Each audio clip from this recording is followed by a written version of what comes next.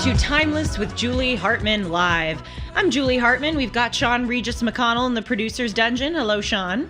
Welcome to the show. Hola.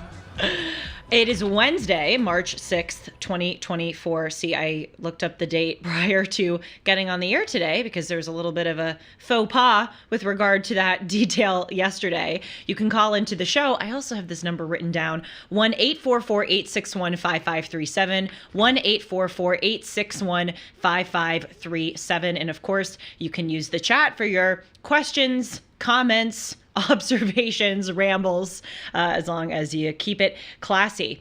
So this show today, we are welcoming a old guest, actually, of the show. I had him on about a year ago now. His name is Ken Gronbach, and he is a demographer. He has written 2 books about demographic trends, not just here in the United States, but around the world. And so he's going to come on in about 20 minutes, and I'm going to ask him about trends here in our own country, as well as internationally. And crucially, we're also going to be discussing how just everyday people can benefit from demographic trends. It's not just something that we find to be interesting. It can actually have a lot of professional and business utility. And Ken wrote an entire book about different trends among generations, different sectors that they're moving towards, sectors they're moving away from, and how you can capitalize on these trends and make some money off of them. So I'm just telling you that to get you excited, number one, and number two, to say that if you have some questions for Ken, please do put them in the chat, because one of the features of the show that I hope to really make a hallmark is having you be able to not just ask me questions, but ask questions of my guest. So stay tuned for that. So yesterday, in addition to being the 10th anniversary of the fantastic faux pas at the Oscars, where John Travolta called, oh gosh, what's her name? Don't tell me. Idina Menzel, Adele Dazeem. Yesterday was also Super Tuesday, and we saw that Super Tuesday went pretty predictably. Donald Trump swept the primaries in a lot of states. Joe Biden also did the same, so it's going to be a Trump v. Biden matchup. We knew this, obviously. Nikki Haley did finally bow out. She suspended her campaign. And what was interesting to see is that some outsider named Jason Palmer won the Democratic caucus in American Samoa, beating President Biden. And it was so funny to see all these people on the news going, who the heck is this guy? But, you know, something we ought to pay attention to. Congratulations to him. So, as I said, you know, Super Tuesday went pretty predictably. And what was also predictable was not just the results, but seeing the way that the mainstream media reacted to Donald Trump's win. I find this to be like an anthropological study of the left, watching them try to explain why Donald Trump has such massive support, because to them, it's like the most incredulous thing in the world. But frankly, to 50% of Americans, it's the most obvious thing in the world. So let's just run some clips of MSNBC, or as some people call it, I think it's a pretty apt name, MSNBS, talking about this. Gosh, we should get a camera on Sean. You didn't get that joke? The jokester himself didn't get the joke? MSNBS? BS? Oh. See, I'm never in the gutter. My mind right. You know, and to stoop that low, I was not prepared. Totally. No, understood. BS, I get it. I'm glad. I'm just so happy for once he was the one to be late to getting the joke. What was the joke? Oh, you said, I love studying abroad. And I went, huh? And then I got it. Anyway, all right, let's roll some clips. Let's watch last night Rachel Maddow talking about how terrible it is to show any footage of a Trump victory speech. And we have no choice. Yeah, okay. She just cuts him off. You know, it is, okay. I will say that it is a decision that we revisit constantly in terms of the balance between allowing somebody to knowingly lie on your air about things they've lied about before and you can predict they are going to lie about. And so therefore it's irresponsible to allow them to do that. It's a balance between knowing that that's irresponsible to broadcast and also knowing that as the soon-to-be de facto nominee of the Republican Party, this is not only the man who is likely to be the Republican candidate for president, but this is the way he's running. So responsible, that woman. I'm really touched by her concern for the American people and wanting to combat the spread of misinformation. Misinformation, what do you have to say about that? I feel like they've gone so far that I can't even relate. Like, what, Joe Biden doesn't lie? Of course. I mean, the whole thing is ridiculous, but you know what it is? It's so eerie. It's quite creepy, actually. You know, if you really get down to it. It's disturbing. It's beyond disturbing for them to go like, we know best. We know what the truth is. It's a la George Orwell's Ministry of Truth. We are the Ministry of Truth. By the way, Jacinda Ardern, who's the former Prime Minister of New Zealand, who spoke at my college graduation, lucky me, she was the one who said during COVID, you know, it's not, if you don't hear it from the government, it's not true. That is a scary statement. And that's what we're seeing here from MSNBC. You know, we are the bearers of the truth. We are more responsible and enlightened than you peons. So we get to control the information and feel so good about ourselves while doing it. It's creepy. Not that MSNBS listeners or watchers are even listening to Trump anyway, but it really is creepy. So there was that. And by the way, this is a trend with Rachel Maddow. That was not the first time that she said that. She made headlines a few weeks ago because she cut off a speech. And it's so, what I love about it is like how glib and supercilious she is. Like she's acting like, you know, this is something I really grapple with as a journalist, but I am trying to do what's best for my country. It's like, oh, come on, stop the charade here. So that was that. Now let's watch a clip of these truly elitist commentators laughing at Virginia voters for saying that immigration was their number one issue. I mean, if you look at some of these exit polls, I mean, I live in Virginia. Immigration was the number one issue. Yeah. I mean, again, these could change in Virginia. Well, Virginia does have a border with West Virginia. Very, very contested area. Build the wall. Like, what? I mean, when I was in New Hampshire, people were talking about the northern border as a threat. Because Trump has indoctrinated people with this fear of people who do not look like them being a threat to them. Of course. By the way, I hadn't watched that full clip. I just thought they were laughing at the immigration. That line at the end is priceless. It's timeless and priceless. Are you kidding? Oh, right. So voters are just upset about immigration because they've been indoctrinated by big man bad to think that people who don't look like them are a threat. It really is. It's laughable and it's so insulting. But beyond anything else, it's elitist. That is the one thing that I think has really come to the fore over the past few years about the left and the Democratic Party. If you went back a few decades, it was the Republican Party that was seen as the party of the elite, and the Democratic Party was seen as the party of the working class. That has totally shifted. It has shifted with regard to policies because many of the policies that Democrats advocate for are only policies that people in the highest echelons of America could actually bring to the fore and not have anything bad happen to them. You know, defunding the police. Who do you think is harmed when the police are defunded? Do you think it's individuals on that panel who live behind gates in dormant buildings? No. It's everyday Americans who do not have the luxury of having private security forces. So it's not just with regard to the policies, but it's also with regard to the attitudes, you know? And it's just so clear their bigotry. And I don't throw that term around lightly. I hate that we live in a country where everything is called bigoted and racist and sexist and et cetera. But really, these individuals are very bigoted against working class, everyday Americans. They're so primitive for viewing immigration as an immigration as a issue. I was also thinking of abortion, the way that they laugh about that in pro-lifers, and call those individuals primitive for having very principled religious beliefs. But, Jen Psaki, the former Biden White House press secretary, she was talking about northern states are concerned about the northern border. Well, northern states, in addition to being concerned about the northern border, are also concerned about the southern border.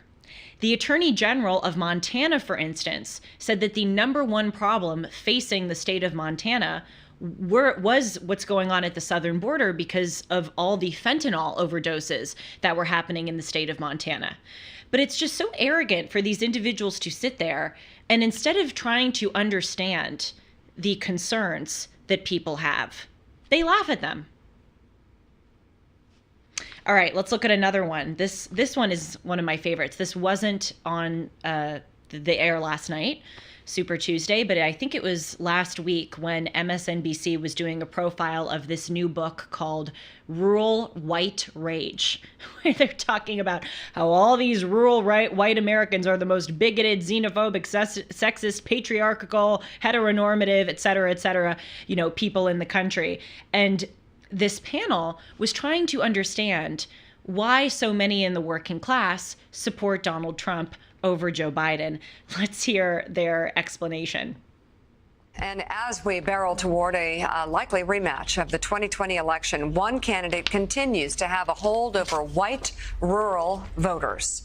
But it's not Joe Biden, seen here as a boy on the right side of your screen who went to public school, is the son of a used car salesman, and was born to a middle-class family in Scranton, Pennsylvania. Instead, it is Trump here on the left side, a private school educated son of a New York City real estate tycoon who became a millionaire at 8 years old and didn't have to serve because he claimed he had bone spurs in his little feet. So why is it that Trump appeals so much to a group he couldn't be more different from? The answer is that voters don't care that Donald Trump could not be more different from they. By the way, I dispute that claim. But for all that these individuals lament judging people based on their immutable characteristics, they say that is what was so terrible about our country, that we looked at Black people or immigrants or LGBTQ people and made assumptions about them. For all that they lament judging people on immutable characteristics, they judge people all the time on their immutable characteristics. They don't understand that most American voters don't have the luxury of voting for a candidate because the candidate looks like them or represents them or has some kind of tie to their background. Most Americans are voting on the candidate that is going to do the best job for them. They don't care about their background. But again, I find these inversions to be fascinating. I talked about this on the show yesterday, that, they'll cry about judging people on immutable characteristics and then they do the same thing. Say, I'll give you another big one that we've seen over the past 5-6 months. They will talk all the time about the grave threat that alleged neo-Nazis, on the right pose to this country. Their whole side has the largest base of pro-Hamas individuals in the country who want to eradicate the state of Israel. So, as I said yesterday, stay tuned. I'm doing some writing on many of these inversions. But, I think one of the takeaways from Super Tuesday is that in addition to all of this support for Donald Trump, I kind of took away from this that there are a lot of other stars in the Republican Party who are rising. And that is something that all of us should be encouraged by. I really enjoyed watching the commentary of people like Vivek Ramaswamy and Tulsi Gabbard and Carrie Lake and Ron DeSantis, in the aftermath of this. And a lot of commentators are saying that there's only one star in the Republican Party. There's only one person that's carrying the whole train, and that's Donald Trump. But I actually really dispute that. I think that there are a lot of other people who are conservative and in the Republican Party who are very smart, very competent, very strong on the issues. And this may not be their exact time, to run for office. But I have hope for the future because I think that these are the people who, after Trump, are going to be leading the party. Do you have any faith misinformation? Do you agree with me about the stars? Yeah, I think there's more young, stable, if you will, on the conservative side than there is on the left. And I mean, we can talk later about odds and stuff. I pulled some interesting fun facts about who might be Donald Trump's running mate, who is predicted to be president. But I think we're ready to go to your guest. Oh, great. If I'm not mistaken, if you want to. Hi, Ken. How you doing? I think we're a little early, but we love that. Early? Oh, we can hold off. No, Do you have no, more no. analysis? No. Let's bring on Ken. You get excited by it. I hear that stuff from MSNBC and it makes me ill. All right. It just makes me sick to think that people get up every day and they are normal human beings. They have their coffee. They go to the NBC headquarters, wherever that is, or MSNBC, and I feel like they're in a bubble and they just fold over on themselves, twisting themselves into a Right. frenzy, and then they get to the point where they're physically ill at the sight of Donald Trump, and I don't know how we get to that point. I see Joe Biden. He doesn't make me ill. He makes me laugh. He makes me embarrassed that he's our president. But I don't know how we've gotten to this point where I think the average person in the middle is sick of both sides. Oh, well, definitely. The further you go, the less I want to hear it. Well, as I said, I just find these clips to be a fascinating look into how many of these individuals seem to view the massive support of Donald Trump. And clearly they view it as mostly bigotry or brainwash. And I don't think totally that right. accords with what's really going on. Yeah, you're totally right about how there's projection. They accuse the other side of exactly what they're doing. And they say, that they label everything. And by labeling everything, you're actually separating people instead of e pluribus unum. Nice reference. Okay, doing a 180. I am so happy to welcome Ken Gronbach to the show. I've welcomed him to the show before. As I said, just about a year ago, we had a fascinating conversation about demographics, deaths, migration, and other factors which influence and change the populations of various countries. And one of the things that Ken has really alerted me to is that so much can be learned from the study of demographics. I do a lot of economic, cultural, philosophical commentary, but sometimes really just looking at these hard numbers can teach you so much more and reveal so much more than even the most fantastic philosophical insights. So Ken Gronbach is an author, speaker, and as I said, a demographer. I learned from the last time he was on the show, it is not demographist. I think I called him that like 5 times. It's a demographer, and he is the author of 2 spectacular books. Really, I've read both. They're spectacular. Upside, Profiting from the Profound Demographic Shifts Ahead, and The Age Curve, How to Profit from the Coming Demographic Storm. As I said, studying this is not just interesting, it can also help you make a profit. Hi again, Ken, and welcome back to Timeless. Hi, good to see you. Thank you for having me on. How have you been in the meantime? Just ducky. Glad to hear it. I live in South Florida. What could be bad? Boy, is that true. I love Florida.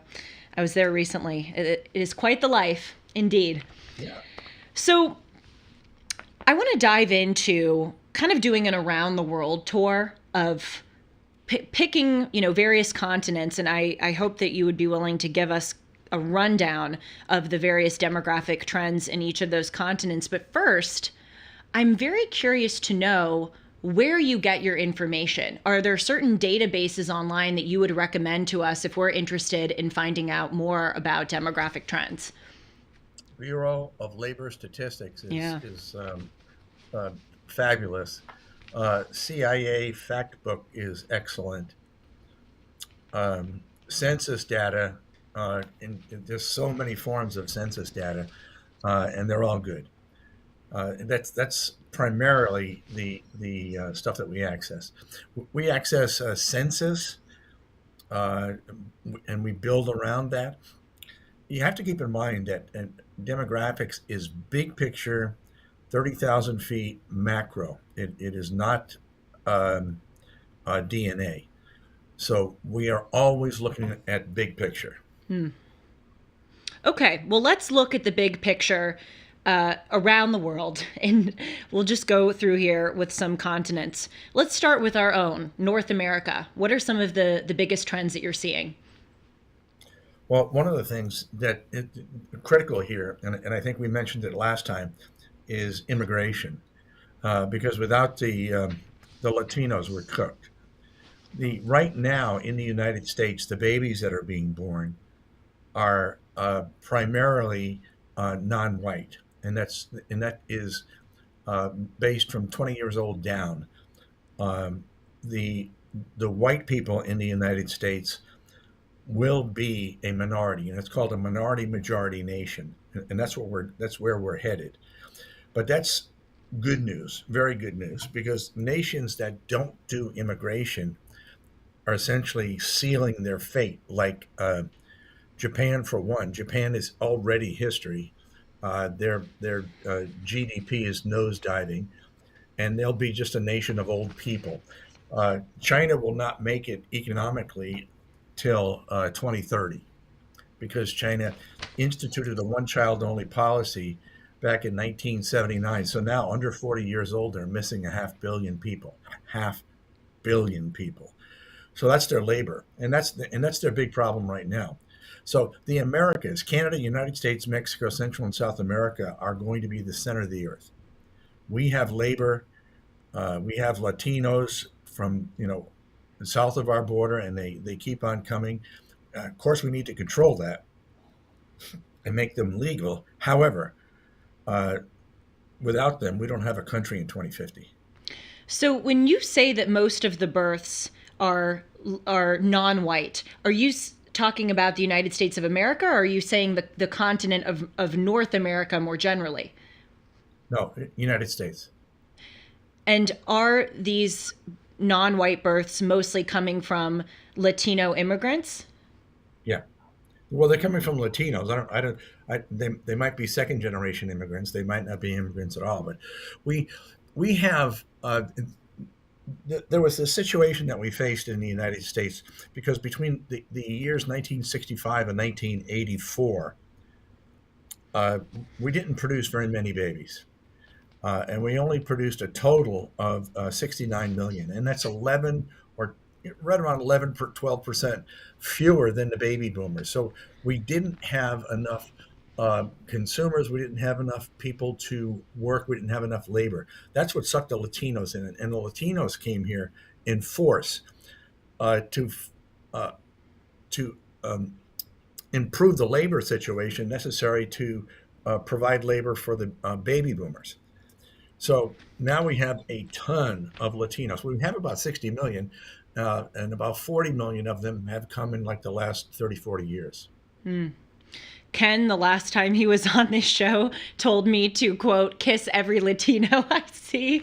Yeah. I don't know if I've followed your advice, but I've kept it in mind. So. I have Latinos in my audiences when I speak, and I just got through speaking to manufacturing. And I asked the Latino guy, I said, listen, I just told the audience, I said, go find a Latino, kiss him on the lips, and thank him for coming. And I said, if you start getting kissed, let me know. And he did. Well, I appreciate what you said about how, we need to control the influx of immigration because, and of course, cut in if you disagree with me. I think that these numbers over the past 3 years, 8 million illegal immigrants coming across our southern border, that is financially untenable for us. As far as resource allocation, that's untenable. And legally, we have to, enforce our laws. But I do take your point that a lot of the growth demographically that we're seeing in the United States is because of Latinos. So you intrigued me when you were talking about how the successive generations in the United States after the baby boomers were not having as many babies. My generation, Gen Z, which I believe is 18 to 25-year-olds, right? I'm 24. You're actually 20 to 39. Oh, were you okay. Were you born 85 to 2004? Yeah, I was born in 1999. Okay, well, you are the largest generation ever born in the United States. 88 million. Why is The that? generation, why is that? Because you had a lot of parents, baby boomers. And I that's see. just simply how it works. If you're going to have large populations beget large populations, small populations beget small populations. The generation born 1925 to 1944 was called the silent generation. It was only 50 million people. And there was no immigration during that period because it was either stupid to come here during the Great Depression or it was illegal to come here during World War II. So they were the parents of the Generation X, born 65 to 84, and that generation was small. So small generations beget small generations, large generations beget large generations. What can you tell us about some of the demographic makeup of my generation, Gen Z, 20 to 30, roughly? Well, you want to stay friends? Of course. I want the truth. Okay. Well, here's the deal. Your generation literally has moved adulthood from early 20s to early 30s. I don't know why. What do you mean by that? I'm not disputing it, but I want you to elaborate. You took a long time to grow up. I don't. It's probably the fault of your baby boomer parents, but you took a long time to grow up. Hey. No, I'm kidding. You're totally right. You're totally right. Go on.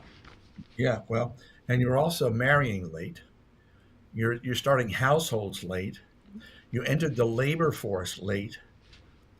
So all in all, this has been an issue, but it's late. It's not never. You are going to. We're about 25 million housing units short of our needs because of your generation. Now, your generation, for the most part, lived a long time with your parents, but yes. you finally moved out. You threw away all those trophies you didn't deserve. You grew up. You bought a car, and you moved on.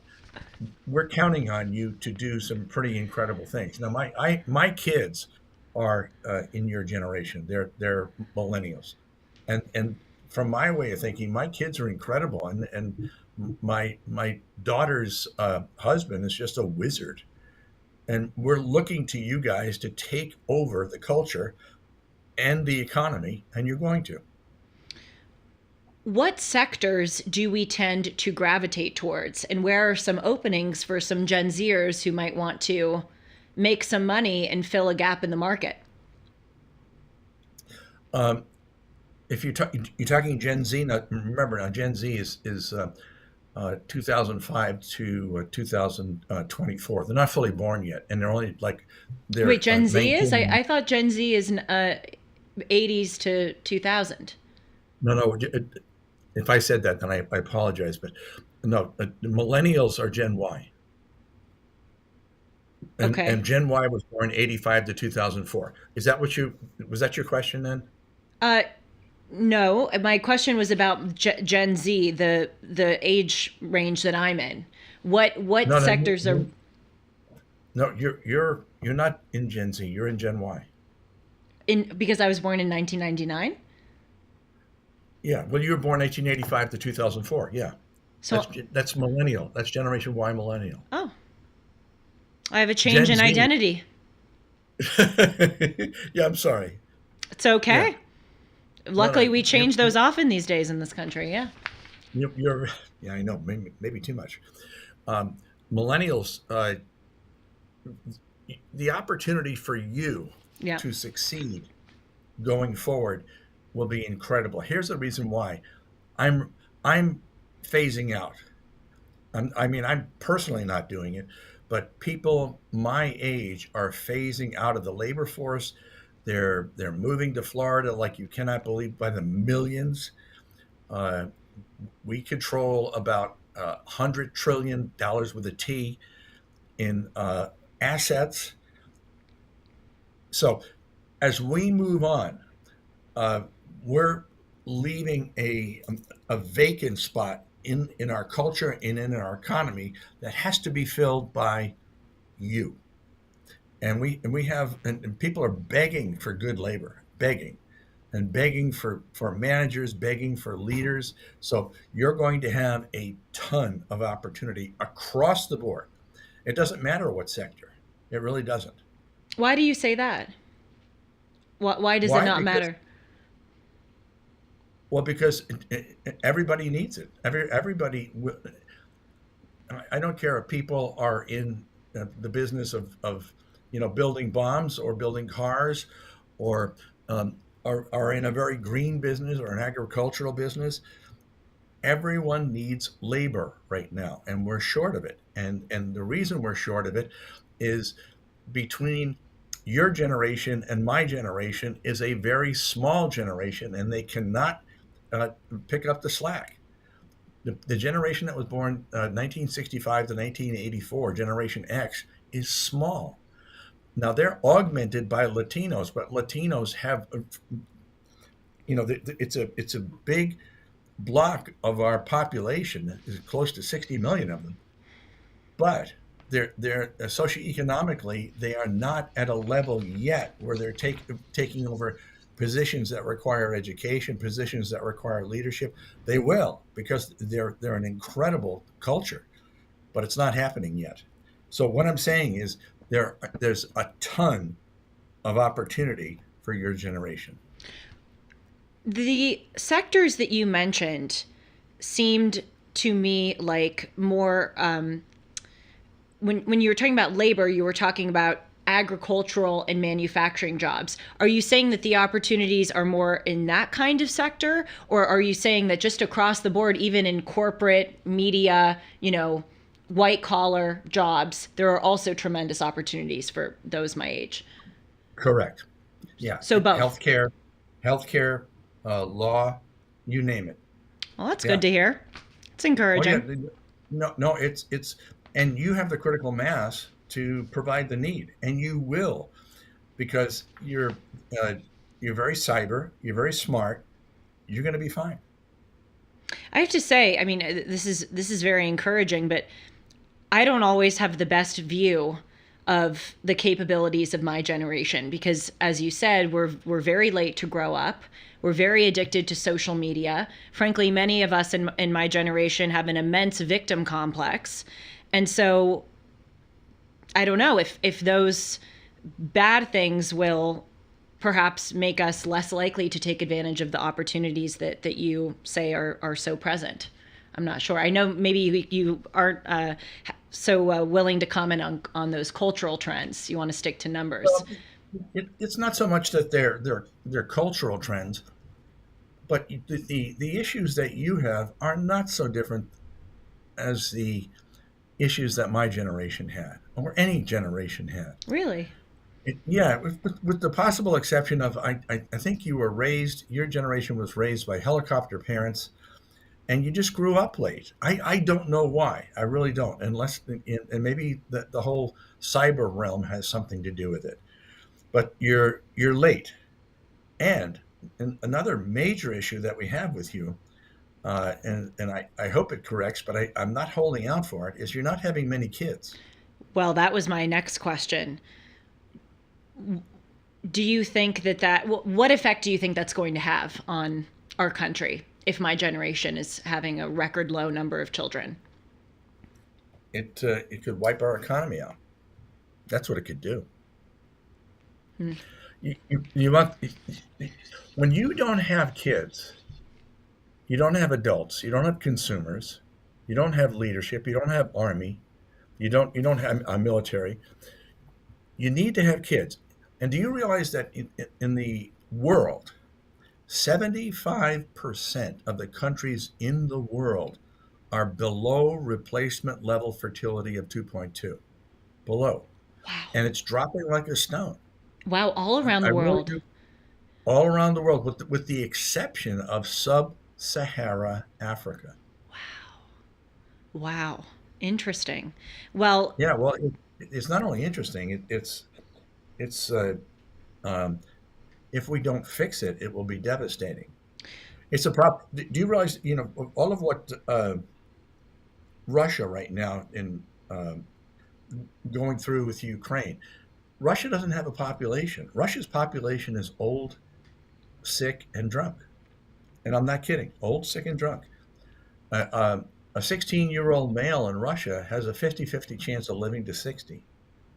So Russia's population is going to drop like a stone, and they will disappear. The EU has some serious issues they stopped having kids about 30 years ago. The indigenous folks didn't have kids, so when they brought the labor in to run the European Union, they brought them in from North Africa, and they're Muslims. Now, not an indictment of Muslims. I love Muslims, but they have 6 kids, and they don't mix with the other cultures. They remain who they are. So what will happen is EU will be Muslim, period. So what you're saying, and again, please cut in and correct me if I'm repeating this inaccurately, but what you're saying is that in the United States, our birth rate is falling among white Americans, but among Latinos and immigrants, it's going way up. And then you fly across the pond over to Europe, and there's a similar trend where among Europeans, the birth rate is falling. However, among Muslim countries, the birth rate is increasing, and then they are migrating into Europe. Exactly. Is that fair? Okay. Yeah. So you were saying in sub-Saharan Africa, the numbers are booming. Why is that, and what effect do you anticipate that will have on global population trends? Well, in 10, 15 years, 1 out of 5 people is going to be living in Africa, because that's where the core of the population is going to be. Now, the problem with Africa is like 52 countries, and they're very, very, very corrupt. 54. There you go. Yeah. You're right. I'm sorry, I'm what? No, I'm kidding. I'm kidding. I was just reading this the other day. You're probably thinking, yeah, go on. So, yeah, sub-Saharan Africa is going to be well populated, but they across the board in all of the 54 countries, they are education and healthcare are on the bottom. Education and healthcare across the board. What we're probably going to see because of the Latinos in the United States is you're going to see increases in the population of the United States. Now, of the 10 countries in the world that have the highest populations, and I can't tell you all of them because I don't remember, but China's population by 2050, 2060 will be around it's currently 1,400,000,000. It's going to be around 700 million, essentially cut in half. I mean, you can't do that to a market economy. It's going to be very interesting to see what's left. They are certainly not going to provide us with they're not going to be the world's manufacturer like they are now. And that responsibility is going to come back to the United States. And watch Mexico. Mexico is I tell my friends that the folks that I deal with who have issues with Latinos, I said, you have issues with Latinos, Mexicans? And he said, yeah. I said, well, watch Mexico, because if Mexico's economy goes where it's supposed to, they're going to go back, and we're going to beg them to stay. What do you mean goes where it's supposed to? Well, the economy, one of the things that Mexico has, one, is they have relative to the size of their population, which is about like 150 million, is excellent. Their demography is perfect. They have just the right amount of babies. They have just the right amount of teens. They have just the right amount of everybody, right amount of elderly. They have the right amount of labor, and it is cheap. And it's cheap just like China. So watch what happens when companies that are leaving China now because they understand the risk of staying there, where are they going to go? They're going to go to the United States, Canada, and most especially they're going to go to Mexico, perhaps Central and South America as well. What about India? I know that they just recently surpassed China as the most populous country in the world. Yeah, they've had more people in China for some time, actually. But the problem with India is their culture, and their culture does not share wealth. They have haves and have-nots. Mumbai, which is their financial capital, is separated by a limited access highway, like a freeway. And on one side, you have high-rise office buildings and apartments, and it's beautiful. And on the other side, you have metal boxes where people, families live without water. I don't know. I don't know what's going to happen to India, but India's culture does not, it's not setting the stage for becoming an economic powerhouse or a manufacturer. My understanding is that India's economy is growing magnificently compared to where it was a decade or two ago. Now, of course, there is still a huge, disparity in wealth among the haves and the have-nots, as you say. But you were speaking about the companies moving their manufacturing bases outside of China into more reliable countries, and one of those, at least from my understanding, is India. Yeah, you got me there. I just don't think so. That's not what I've been reading. It's not what I've been seeing. It's not what I've been hearing. So I don't know. So I don't want you to just take me at my word. One of the things that I have an associate called his name is Dr. Nicholas Eberstadt, and he is a genius, and he's probably the best demographer on the planet. And we share some data. We just met last fall again in Washington, D.C., and we're on exactly the same page. And there's so many things happening that are good news, and a lot of stuff that's happening right now is bad news. But the overall feeling is that the Americas will be the center of the earth.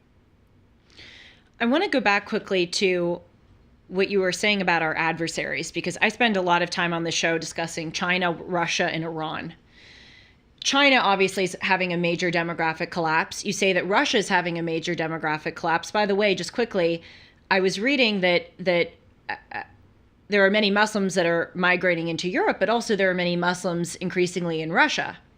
Is that true? Oh, yeah. True.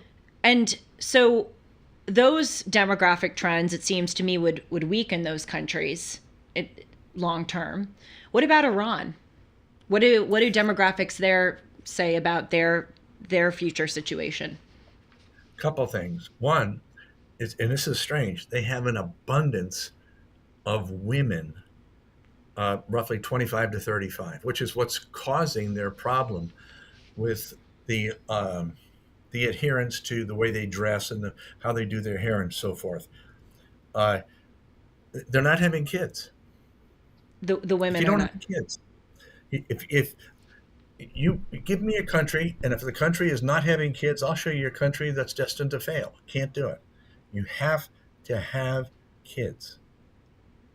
Japan, I recently read, had its birth rate fall by 5% in the last fiscal year. And I also read, according to the Telegraph UK, that 68% of marriages in Japan are completely sexless, which is also, of course, contributing to the demographic collapse.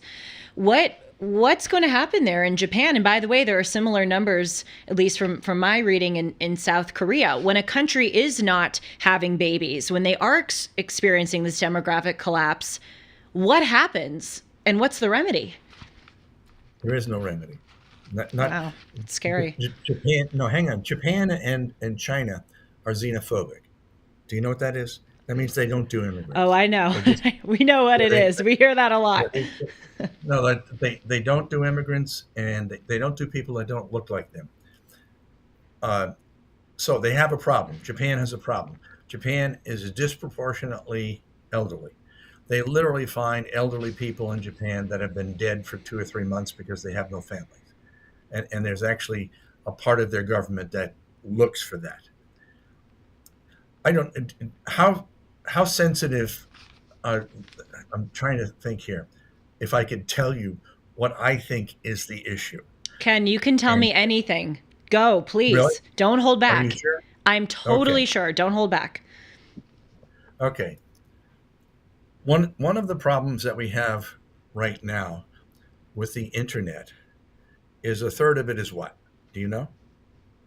A full third is porn. I was going to say porn. Wow. Yeah, okay. Half of the marriages in the United States, first marriages fail, and half of those that fail cite porn as the reason. Half, so it's like 25%. Wow. What's Wow. happened? Let me give you some numbers relative to uh, live births. There's about 150 million live births in the world every year. There's about 60 million deaths in the world per year. There are 60 million abortions in the world per year. And half of the live births in the world are said to be statistically unintended. What does that tell us? That means that making babies is fun. It's a pleasure. Yes, I mean it's a pleasure. So um, what's happened that's prevented this from happening? And what it is simply is the men and the women, mostly the men, have found a substitute on the internet, and computers don't have babies. Wow. That is so Well, interesting. okay. Well, let me just finish the thought. Do you Please. know how long uh, um, pornography? See, pornography has not been legal in the United States for I think maybe like 40 years or so. I'm guessing. It's been legal in Japan for 75 years plus.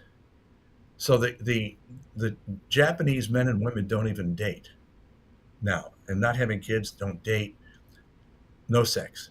Why? Because they found a substitute. And now with the internet and even with the artificial intelligence, that's going to be another whole challenge. Very apropos that you should bring up artificial intelligence. We have a question in the live chat from someone who wants to ask you, Ken, how will AI affect labor and immigration trends in the future? Well, it's not going to affect technicians. It's not going to affect installers. It's not going to affect people that have to think and use their hands. It's going to have a dramatic effect on white collar jobs. But I don't think that we're suddenly going to have huge unemployment. I think people will do other things. Now, I, we are in the very, very, very early stages of AI, and no one really knows what it's going to do. But we're watching it very carefully. I think it's going to be interesting to see what happens with AI in this upcoming election with the created images that it can do realistically. You were saying a few minutes ago that 75% of countries in the world, they are not meeting the requisite birth rate to continue their upward demographic trends. Right. And you were just talking about, I mean, utterly fascinating statistics about pornography, abortion, 50% of births being unintended. Are we sort of in the opposite era of what people 50 years ago were worried about? 50 years ago, the whole craze was overpopulation. We're not going, we need abortion. We need to curb the birth rate because the world just doesn't have enough room and enough resources for the amount of people. Are we now entering into a dark age of the opposite problem? Totally. Wow. 100%. Yeah. I speak 40, 50 times a year, and I speak to very large audiences. And every now and then I'm tempted. I raise my hand. I said, folks, how many people think the world is overpopulated? How many people think that there are too many people? And I get sometimes a third of the audience will raise their hand. And I'm thinking, wow, that is exactly the opposite of the situation that we're facing right now. The exact opposite. We don't have enough people. We don't have enough babies.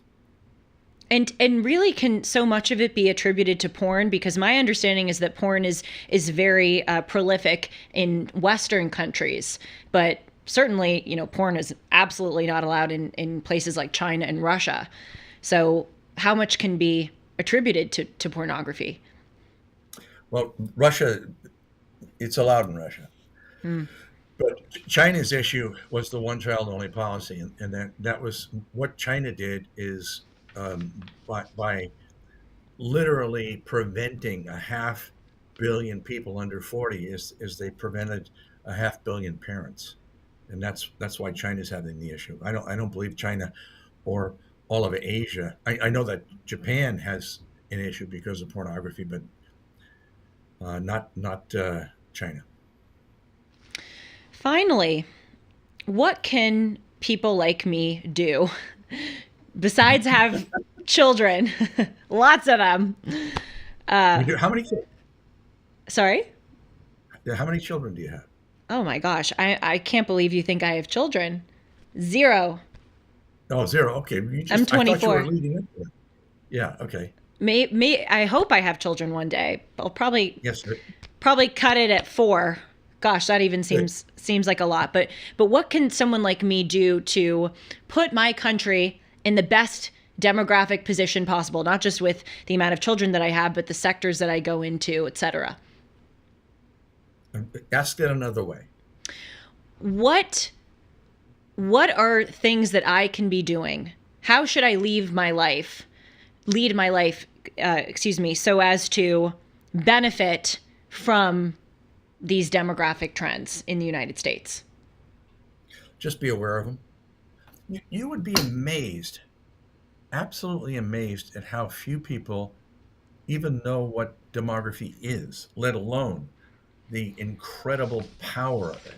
I mean, it amazes me when people will say, "Well, what are you doing?" I say, "I'm a demographer." And I said, "Oh, you make maps?" And I said, "That's cartographer." They don't have any idea. And I said, do you know how few people even understand the difference between a million, billion, and trillion? They have no idea. People don't think at all about demography. So if I was going to say, you want to benefit from demography, study it, read the books again. I mean, there are going to be lots and lots of opportunity for us here in the United States going forward, just tons of opportunity for us. And what you need to do is position yourself in front of wherever this demand is going. And right now, the demand for goods and services and housing and all the rest, because of your monster generation, which is 88 million, is going to be huge. What a tremendous opportunity. Mm. Well, that's great to know, and very, very encouraging indeed. Can you buy it? So somewhat. I mean, I buy what you're saying, that there's actually, frankly, I don't know. I look at the debt.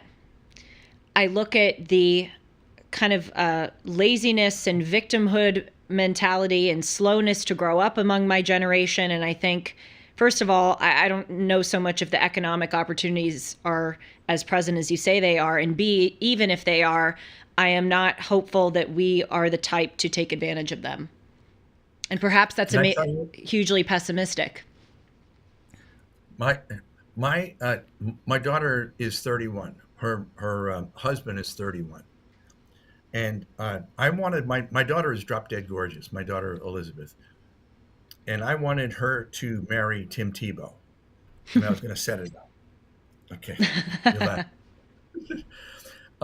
but she brings home this IT geek, and I said, "Liv, I thought we talked about Tim Tebow," and she said, "No, Dad, come on, get serious. Kyla's going to ask you for my hand." And so he asked me. I love him. He's absolutely incredible. And I said to him, "Kyle, what kind of work do you do?" And he told me. And I said, "How much do you make?" And he told me. And I said, "Listen, you're not going to be able to afford her cosmetics. You're going to have to do something else." So, and he said, "Like what?" I said, "Well, you have a 4-year degree, right? And in IT, yeah." I said, "Go up to Hartford and pitch an insurance company." Travelers hired him instantly. They tackled him. And I notice he's not going to work all the time. I notice he wears shorts when he goes to work. He wears T-shirts. And I said, "Kyle, what's going on? I think he's faking this." And he said, "No." He said, "They gave me a job, a task, and they just lost billions of dollars in the fires in Los Angeles. And they don't want to do that again. So they gave me all of the data, all the aerial photography, everything, and said, fix it." We don't want to insure people that are going to burn down. And I said, so what did you do? And he said, well, I put an app on the phone. You take a picture of a house and it tells you whether to insure it or not. And I said, you did that? And he said, yes. And I'm thinking, wow, that's your generation. That is your generation. You have abilities that you don't even understand. Well, good. I'm glad to hear it. I know I said final question a few seconds ago, but I do have to ask this one last one. You know, people make predictions all the time about the future, that the American system may collapse, that, you know, the amount of Muslim immigration to Europe will fundamentally change the culture and society of Europe, that China is barreling towards becoming a less powerful state because of its demographic and economic issues. I'm interested to know what you predict the future of the world will look like if these demographic trends continue. The best and the brightest in the world are going to come to the Americas, period. They will come here. And we're going to have to understand that. We're going to have to be prepared for that. We're going to have to guard against that. We're going to have to make sure that they're legal. But the Canada, United States, Mexico, Central and South America will be the center of the earth. How do we prepare for that? Well, you understand it. You at least know what's going to happen. And then you look for opportunities that suit your abilities. That's how you prepare for it. Ken, thank you so much for your time. I hope to have you on again soon. Really, it's fascinating and enlightening. It's a pleasure. And you're all right for a millennial. I'm glad to hear it. And maybe I'll heed your advice of kissing every Latino I see. First time around, yes. I didn't listen to it, but perhaps second time around. Good idea. Thanks so much, Ken. Take care. And please, everyone, order Ken's books. I tell you, they are fantastic, and they can help you make a buck or two. One is called Upside, Profiting from the Profound Demographic Shifts Ahead, and the other is called The Age Curve, How to Profit from the Coming Demographic Storm. Very excited to welcome Ken on again in the future. Well, before we continue, can I tell you about my pillow? Because I know this is a lot of information. Why are you laughing? And you need sleep. Because you've been misgenerating yourself for all these years. You self-identify as a Z, but you're a Y. I have to say, and Ken is such a scholar and so knowledgeable. I think I'm Gen Z. I really do. I think I'm Gen Z. I am, right? Can somebody look this up? I think that you are, but there seemed to be real confusion there, and I know you didn't quite accept what he said. The other thing he said that I thought was interesting about my generation, Gen X, is that I've been augmented by Latinos, and I have no problem with that. I'm good with that. I'd be very curious to hear what Alejo thinks about this interview. You'll have to tell me after I tell you about my pillow. I use a lot of my pillow products. I sleep on a my pillow. I wear my slippers every day. They're so great. I sleep on the Giza Dream bed sheets, and I use my towels. And you can get these products at a discount too if you use the promo code Hartman or call 1-800-566-6745. For a limited time, you can get the Giza Dream sheets for the record lowest prices in history. You can get a queen set for $59.98, a king set for $69.98. To get these specials, go to mypillow.com or call 1-800-566-6745 and use the promo code Hartman. You'll get the famous Giza Dream bed sheets, again, queen size for $59.98 and king size for $69.98. You will also get 60% off of the original My Slippers. So again, call 1-800-566-6745 or go to mypillow.com and use the promo code Hartman. So, quick recap. I have a takeaway. I'm just writing it down quickly before I forget it. From this. And it really is, it seems obvious, but it's not something that all of us tend to think about. And it's that technology and policies can have huge effects on the way that we live and our population. Obviously, a theme that came up in that conversation was the one-child policy in China, which was initiated under Deng Xiaoping in 1978 and then was suspended in 2015. Isn't that amazing? Only as recently as 2015. That has obliterated an entire generation of China. But what really fascinated me about that conversation was what Ken said about pornography. And that's something that Dennis and I, especially on Dennis and Julie, talk a lot about, how pornography has ruined, utterly ruined my generation. It's ruined men, masculinity. It's ruined male-female relationships, marriages, etc. But boy, how interesting it is that it has had this profound effect on the birth rate. And what's also fascinating to consider is that all of this is incredibly recent. I was listening to Jordan Peterson recently talk about birth control, which was only really created in the 1960s, or there were, condoms were created a little earlier in the 20th century and some contraception, but the pill, as well as, other forms of contraception, were really brought to the fore and made mainstream in the 1960s. And Jordan Peterson had this line, which is so true. And he said, the pill and contraception were equivalent to the atomic bomb in the way that it changed, the modern world. I mean, think about it. Literally for the entirety of human history, for thousands and thousands and thousands of years, you could not have sex unless you were down to have a kid, unless you were prepared for the woman to get pregnant and to have a child together. You couldn't, for thousands and thousands of years, satiate your desires with an app or online pornography. This has only come about less than, 60 years ago. What a profound way it's changed our culture, and what a profound way it's changed our society demographically. And we're only in the beginning stages. I mean, can you imagine what this is going to be like in another 60 years or 100 years? Ironically, it seems like pornography is the best form of birth control. Boy, that's a really, really good point. We should write down some of those that you say. No, I'm not kidding. That's a very insightful line. Putting things together. I mean, it seems to have the biggest effect. So yeah. Anyway, Sean, you said that you had something that you wanted to share before the show. Oh, well, I have a couple things. I did look up after Super Tuesday. I thought it was neat to look up the betting odds for president and vice president. We'll get to that in a second. But there's a dude in Germany who has had the vaccine 217 times. Roll that first video, Alejo.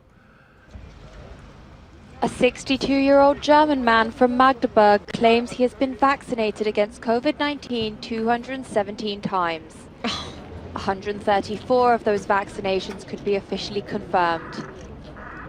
A team of researchers found that his immune system was functioning normally without any side effects. According to German media, he was able to purchase and administer the vaccines privately over a period of 28 months. Oh my gosh, is he still alive? Yeah. How's his heart doing? So just to show you how our media twists facts, yeah. I want to play you a little bit of how CNN covered this very same story. Interesting, yeah. He is okay. That's the first thing to say. The second thing to say is absolutely nobody should do this. This was, of course, not with any medical guidance that he was doing this. He was actually being investigated by the authorities in Germany, where he was when he got these 217 shots. That's how medical researchers found out about him. There was 1 month in January of 2022, he was actually getting 2 shots per day on most days of that month, 1 in each arm. But this guy considered a walking experiment. Never any charges pressed against him in Germany, but he is okay. And this tells us that at least these shots appear to be safe at this quantity, if not recommended at that level, guys. Did you hear that? I did. Safe at this quantity and recommended. She said Wait, no, she said not safe at this. Didn't she just say not No, safe? no. Listen very carefully at the end of that. She says vaccines at this level are safe, if not recommended, meaning go ahead and get 217 vaccines.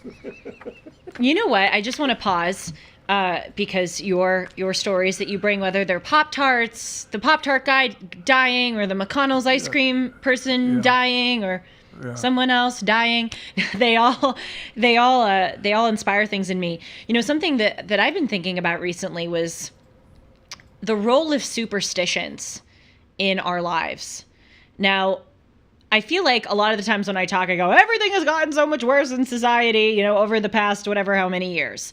And I'm very aware of that line of thinking. I think it's very easy for us in our time to go, things are so bad, things are getting worse, but we don't, obviously we haven't lived for all of human history, and we discount other troubling, you know, periods that preceded us. However, I think, and cut in if you disagree with me, we're a very superstitious culture in the West. And I see this with vaccines. Obviously, that's a very extreme example. But, you know, the way that we handled COVID was very, very superstitious. I also kind of see this with people in my generation with crystals. You know, a lot of, especially girls, love having crystals and energy and paying attention if Mercury is in retrograde. I know a lot of people who are very superstitious with regard to their health, and like, you can't have corn syrup, or you should avoid certain products with these, you know, chemicals in them. And obviously some of that is good. You know, we're very jacked up, for instance, on unhealthy things. But I don't know. It's just kind of a theme I've been paying attention to, where people cling to these superstitions or get kind of obsessed about things, especially pertaining to health and to fate. And the thing that I go back to is the absence of God and secularism, because abiding by these superstitions and being kind of obsessed is a bit of a religion. It's a bit of something that you follow in hopes that it will lead to a better life, that it will give you a kind of security, but this is just kind of a misguided way to do it. What do you think? I hear what you're saying. I do. I don't know that it's a Western thing. I think it's just a human thing. Oh, well, totally. We are just naturally superstitious. No, I meant in the West with health-related things. Yeah. There's very much a kind of sure. superstition. Yeah. No, well, I mean, many cultures are incredibly superstitious, always have been and always will be, you know? But I think it's, you know, depending on your level of superstition, it can be healthy. Baseball player has a lucky pair of socks, you know, that he gets a hit every time. You know, I think all human beings have this. Athletes, you're right. Athletes, the religious do too. You know, I know people who have to hold a crucifix every morning, or, you know, and do the rosary a certain amount of times. It's interesting the role that superstitions play in our lives. Yeah, it's a big topic. We should probably tackle that one of these days. I mean, you. Yes, well, we can certainly tackle it on Dennis and Julie. Speaking of which, Dennis and Julie is every Sunday at 1 o'clock Pacific, 4 o'clock Eastern. Timeless is Mondays, Tuesdays, and Wednesdays at the same time. And I pull Julie noted news clips. Those are segments that I find to be particularly noteworthy, and I think that you should see them too. I'm about to wrap it up, but I'm looking over. No. Oh, I thought Doesn't everyone want to know the odds of who's going to win the presidency? Oh, you're right. I'm so sorry. Speaking of superstitions. It's important because there was a shift yesterday. Throw up that first graphic, Alejo. Donald Trump is the odds-on favorite to win the presidency. Really? Yes. Shocking. Yesterday, if you look carefully at that graph, look who jumped a whole lot. Even though the story came out yesterday that she wasn't going to run, her odds increased threefold. The odds on, see that, Michelle Obama? Yeah, I do see that. Look at how the odds increased. It's important because show the next graphic. It's not just numbers, it's actual percentage. Look at the percentage that it is predicted that Donald Trump will win. And it matters because only 4 times in history has the underdog won the presidency. What do you mean by the underdog? The person that was not favored to win actually won. And look at the 4. Those are the 4 times in history that the predicted favorite lost Wow, the interesting. presidency. Yeah. And then the only other stat that I found interesting was they lay odds on who will be Donald Trump's vice president. Oh. Take a look at this.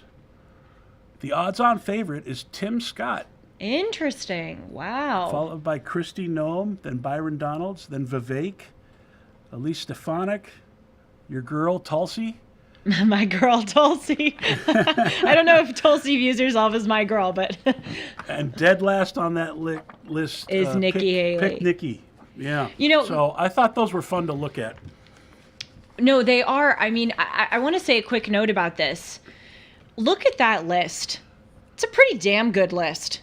Right. You were talking about You it know, earlier. yes, that's how I started the show, because I recently did an interview with a news outlet in India, which was super fun.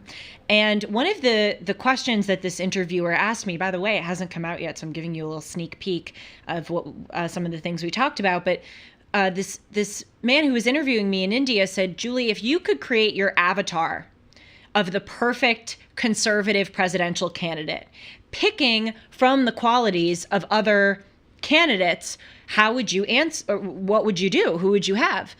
And answering that question made me realize something that I've observed, but really kind of hit it home for me, that there are a lot of spectacular people on the conservative side. I identify as a conservative as opposed to a Republican, because I think the Republican Party is kind of a mess, and my core is conservatism as opposed to republicanism. But if you look at the list of those people, Vivek Ramaswamy, Tulsi Gabbard, Carrie Lake, Kristi Noem, Tim Scott, Ron DeSantis, look at RFK Jr., you know, these are Ben Carson. I love Ben Carson. Elise Stefanik. I really, really like and respect Elise Stefanik. There are a lot of fantastic people. So I want to tell you just quickly how I answered this question before we do wrap it up, unless, Sean, of course, you have any, No, any people. I'm good. I think you're right. The conservative farm team is strong. We really do. And I'd be curious to know, I mean, who are the stars on the other side? Gavin Newsom? Now, they do really view him as a star. You know, he is the star on their side. Michelle Obama, but Michelle Obama's, saying that she doesn't want to run for president. I can't name with such ease. AOC maybe, but AOC's star has kind of faded in my view. Who are their list of stars? Maybe I'm missing something. I don't know. But I don't see a comparable list. But I'll tell you quickly how I answered that question in India. I said, look at Tulsi Gabbard. One of the things I love about her is that she is fiercely independent, and crucially, she is not afraid to change her position if she's wrong. She was a Democrat for decades. She ran as a Democrat for president as recently as 2020. And then she came out and said, you know what, I'm done with this. This party is not my party anymore. We live in a society now where people are very afraid to admit that they made a mistake. And I really appreciate about her that she has the courage to change course. So I'd take that from her in my avatar. Vivek Ramaswamy. That guy is brilliant. He has a magnificent ability to distill our principles down into a sentence. He doesn't get distracted.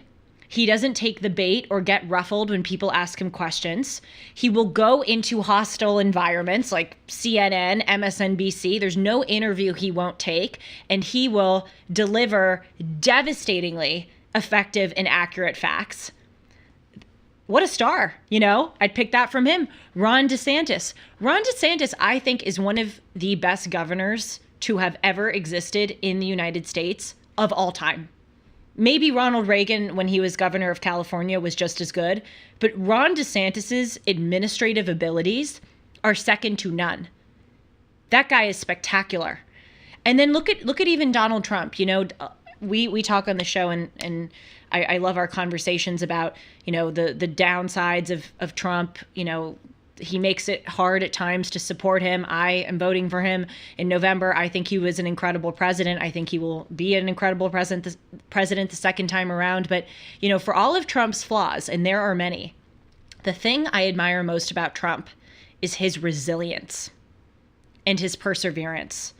I mean, what that guy has been through It would break most people, the lies that have been spread about him and his family, the indictments, the political persecution, just, the threats to his security, all of it, his family. I mean, they're basically social pariahs in the country outside of the MAGA sphere. But that guy has never wavered in his commitment to the United States, and he has dealt with the onslaught with the perseverance of a superhero. But again, look at all those qualities. That's an amazing list of people. I just thought of another darling on the left Who? that Donald Trump talks And they about. said, here's what you do. Boot, edge, edge. Say edge like the edge of a building.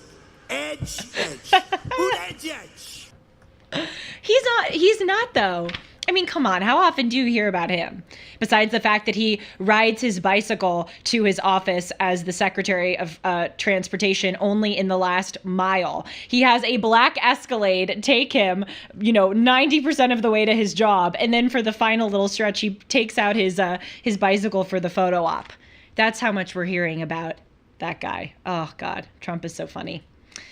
Well, this has been fun. Thank you all so much for joining me. I'll see you here next Monday at 1 p.m. Pacific, 4 p.m. Eastern, and stay tuned. We'll be posting some duly noted videos of highlights of segments of the live show throughout the week. As always, it's great to be with you. Take care and have some babies.